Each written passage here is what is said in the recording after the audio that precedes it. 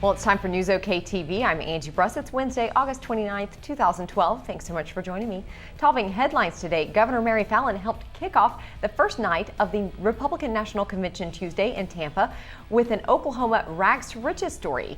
Fallin mocked President Barack Obama as someone who believes the government drives success while countering that Oklahomans made their own way, first by staking their claims on the prairie and then by poking holes in it to find oil. And in 1897, 8 years after the land run, a handful of very adventuresome pioneers risked their own money. And listen, it wasn't the federal government's money, no. They risked their own money to drill Oklahoma's first oil well, the Nellie Johnstone. Hurricane Isaac pushed water over a rural levee to flood some homes, knocked out power, and immersed beachfront roads in Louisiana and Mississippi early Wednesday as it began a drenching slog inland from the Gulf of Mexico. Wind gusts of more than 60 miles an hour and sheets of rain pelted New Orleans, where people braced themselves for the storm behind levees that were strengthened after the much stronger Hurricane Katrina hit 7 years ago to the day. Well, Shawnee and Tulsa have new senators. Ron Sharp, a retired Shawnee high school teacher, and Nathan Dahm, a former missionary, won Tuesday runoff elections.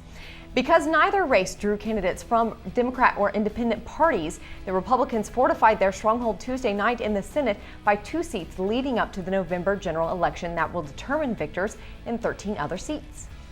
Well, the owner of a Moore construction and roofing business and a small business owner from Tulsa were elected Tuesday to the Oklahoma House of Representatives. Mark McBride of Moore won 58.9% of the votes cast in Tuesday's Republican runoff primary election for the House District 53 race.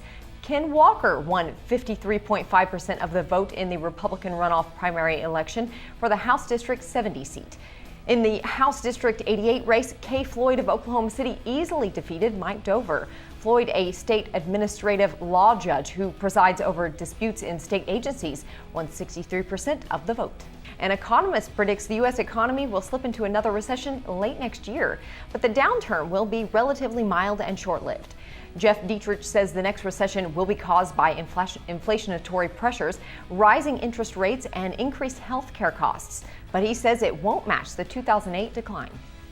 Well, central Oklahoma remains in a hot weather pattern Wednesday with temperatures in the mid-90s with sunny skies, but there is a chance for rain and cooler temperatures Friday.